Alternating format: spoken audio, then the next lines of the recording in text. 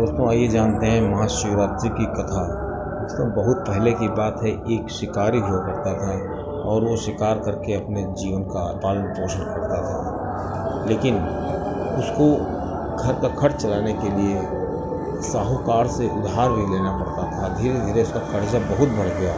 दोस्तों फिर क्या हुआ, साहूकार ने उससे अपना तगादा किया। जब वो पैसा नहीं दे पाया तो साहूकार ने उसको बंदी बना लिया और बंदी बनाने के लिए एक शिव मंदिर में उसको कैद कर दिया। जब उस शिव मंदिर में कैद रहा, पूरा दिन भूखा प्यासा रहा और वहीं पर इधर उधर टहलता रहा। शाम हुई तो उसने साहूकार से मन बनाया बात करने के लिए और ये तय हुआ कि वो कल तक उसका पैसा दे देगा। तब साहूकार ने उसको छोड़ दिया, कहा ठीक है, मुझे कल अपना पैसा चाहिए।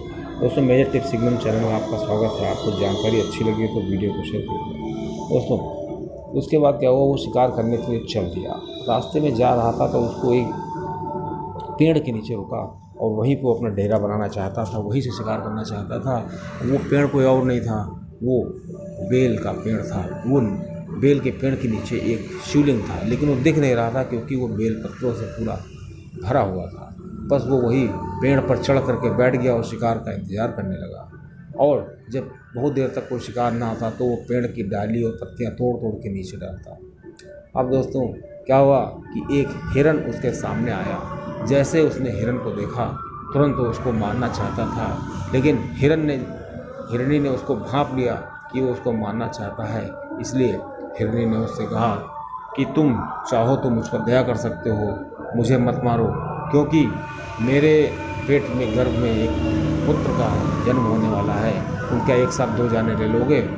अगर तुम मुझे मोहलत दो तो मैं गर्भ करा करके आऊँगी और तब तुम मुझे आराम से मार देना।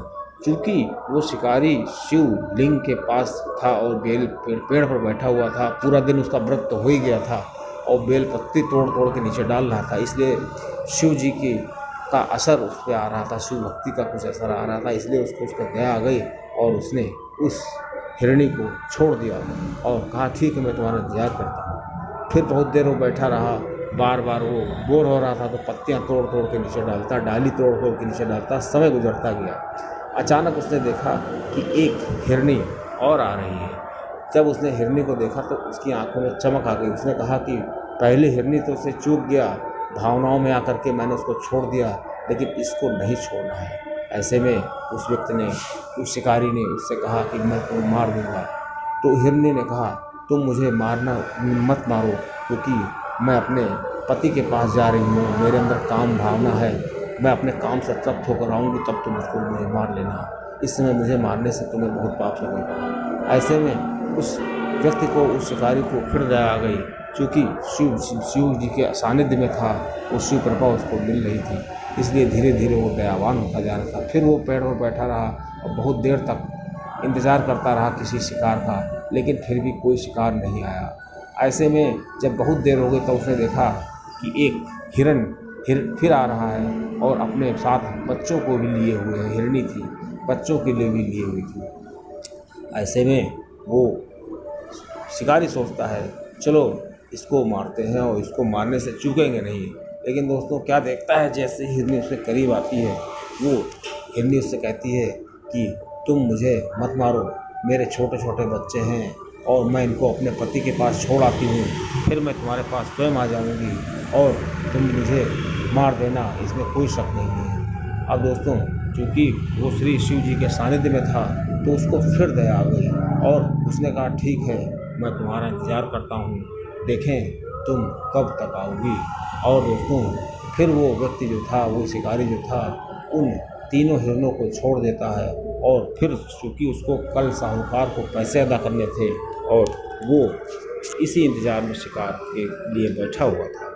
अब इतनी देर में क्या हुआ, काफ़ी देर तक वो बैठा रहा और शाम भी होने चली थी। इतने में देखता क्या है कि एक और हिरन वहाँ से आ रहा है। जैसे उसने हिरन को देखा उसने कहा अब इसको तो मैं मार ही दूंगा, इसको मारने से नहीं चूकूंगा। तुरंत हिरन भाग गया। हिरन ने उससे कहा कि मुझे लग रहा तुम मुझे मारने जा रहे हो और तुम मार भी दोगे, लेकिन अगर तुमने इधर से गए हुए 3 हिरनियों को नहीं मारा है तो मुझे भी मत मारो, क्योंकि जो 3 हिरनियाँ इधर से गई हैं वो मेरी पत्नियाँ थीं और उनको तुमने नहीं मारा है, तो मुझे मत मारो, मैं उनसे मिल के आऊँगा और तुमको अपने आप के हवाले कर दूँगा।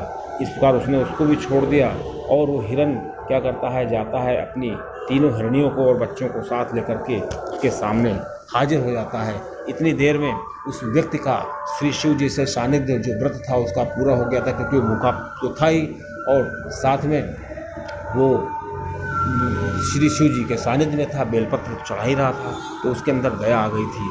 जब उसने देखा कि जीवों में इतनी बात के वो पक्के होते हैं, ये जीव जो हैं सब अपने आप को हमारे हवाले करने के लिए परिवार सहित आ गए हैं, तो उसको अपने आप पर बड़ी गिलानी आई। उसने सोचा मैं कितना नीच काम कर रहा था, मुझे जीवों पर दया करनी चाहिए और किसी भी जीव को इस तरह नहीं मारना चाहिए, क्योंकि किसी भी जीव को मारने से कष्ट होता है। जिस प्रकार जीव अपने बच्चों को लेकर के अपने घर जा रहे थे, उसी प्रकार जब हमारे ही बच्चे हमारा इंतज़ार कर रहे होते हैं और जब वो जीव अगर अपने घर नहीं पहुंचता है तो उसके बच्चे कितना दुखी होते हैं, इस प्रकार हमारे ही बच्चे दुखी हो सकते हैं। दोस्तों